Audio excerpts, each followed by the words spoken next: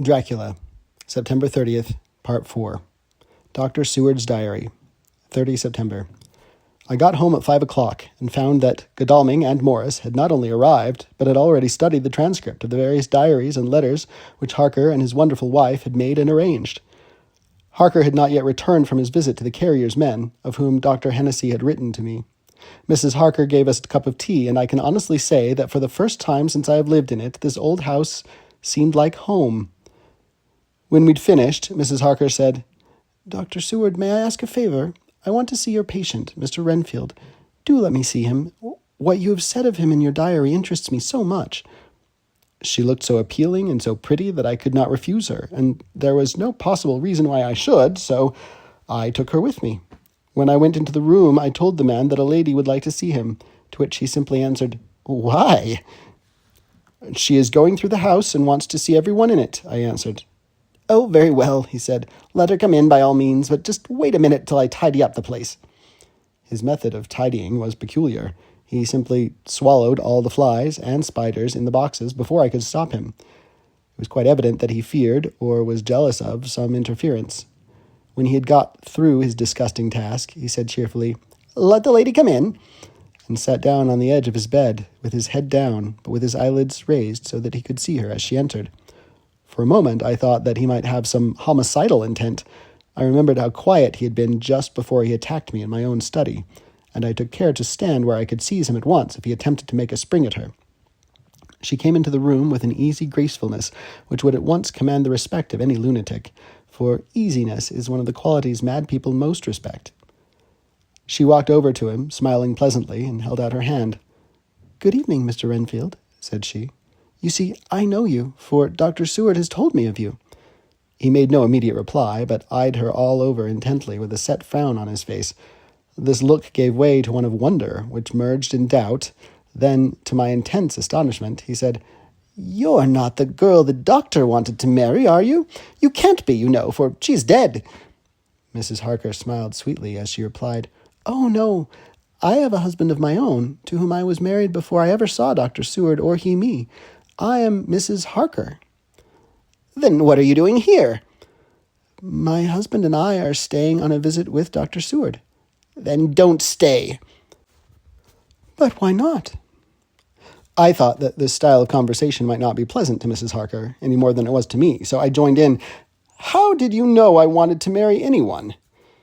His reply was simply contemptuous, given in a pause, in which he turned his eyes from Mrs. Harker to me, instantly turning them back again. "What an asinine question!" "I don't see that at all, Mr. Renfield," said Mrs. Harker, at once championing me. He replied to her with as much courtesy and respect as he had shown contempt to me.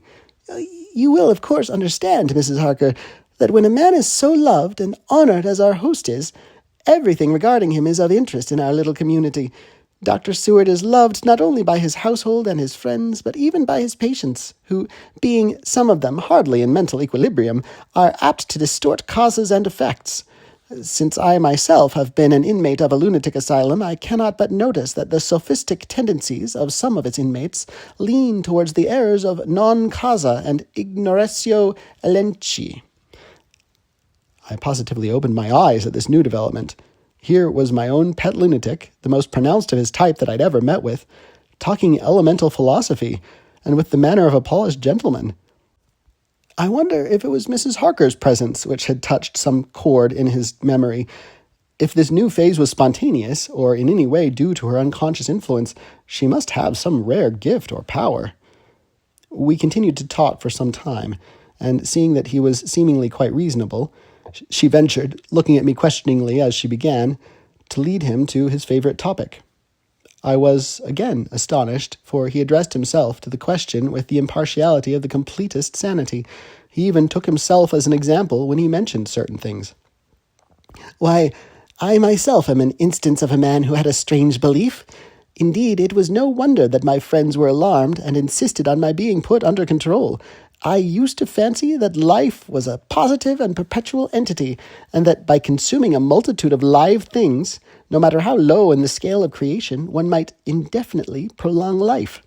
At times I held the belief so strongly that I actually tried to take human life, The doctor here will bear me out that on one occasion I tried to kill him for the purpose of strengthening my vital powers by the assimilation with my own body of his life through the medium of his blood, relying, of course, upon the scriptural phrase, "For the blood is the life," though, indeed, the vendor of a certain nostrum has vulgarized the truism to the very point of contempt.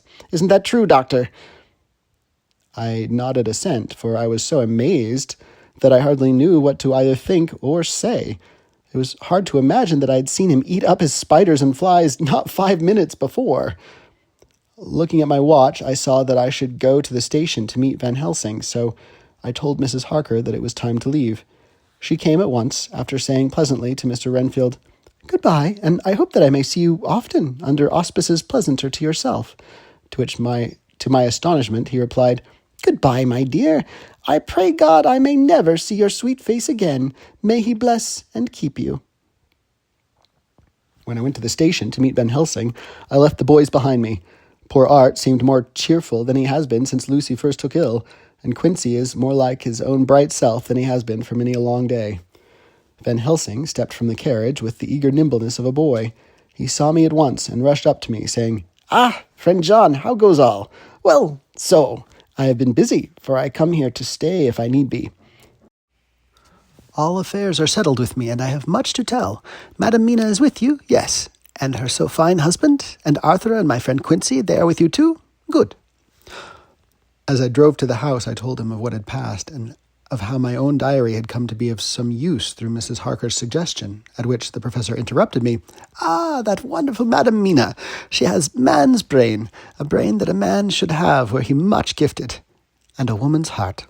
The good God fashioned her for a purpose, believe me, when he made that so good combination.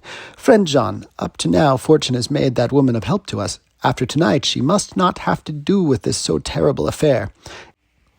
It is not good that she run a risk so great. We men are determined, nay, are we not pledged, to destroy this monster, but it is no part for a woman.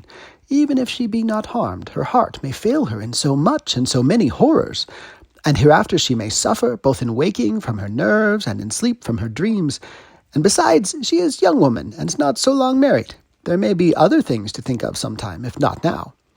You tell me she has wrote all, then she must consult with us. But tomorrow she say goodbye to this work, and we go alone." I agreed heartily with him, and then I told him what we had found in his absence, that the house which Dracula had bought was the very next one to my own. He was amazed, and a great concern seemed to come on him. "Oh, that we had known it before," he said, "for then we might have reached him in time to save poor Lucy. However, the milk that is spilt cries not out afterwards, as you say. We shall not think of that, but go on our way to the end." Then he fell into a silence that lasted till we entered my own gateway. Before we went to prepare for dinner, he said to Mrs. Harker, "I am told, Madam Mina, by my friend John, that you and your husband have put up in exact order all things that have been up to this moment." "Not up to this moment, Professor," she said impulsively, "but up to this morning." "But why not up to now? We have seen hitherto how good light all the little things have made. We have told our secrets, and yet no one who has told is the worse for it." Mrs. Harker began to blush, and taking a paper from her pockets, she said, "Dr. Van Helsing, will you read this and tell me if it must go in? It is my record of today. I, too, have seen the need of putting down at present everything, however trivial, but there is little in this except what is personal. Must it go in?" The professor read it over gravely and handed it back, saying, "It need not go in if you do not wish it, but I pray that it may. It can but make your husband love you the more, and all us, your friends, more honor you, as well as more esteem and love." She took it back with another blush and a bright smile. "And so now, up to this very hour, all the records we have are complete and in order. The professor took away one copy to study after dinner and before our meeting, which is fixed for 9 o'clock. The rest of us have already read everything, so when we meet in the study we shall all be informed as to facts, and can arrange our plan of battle with this terrible and mysterious enemy."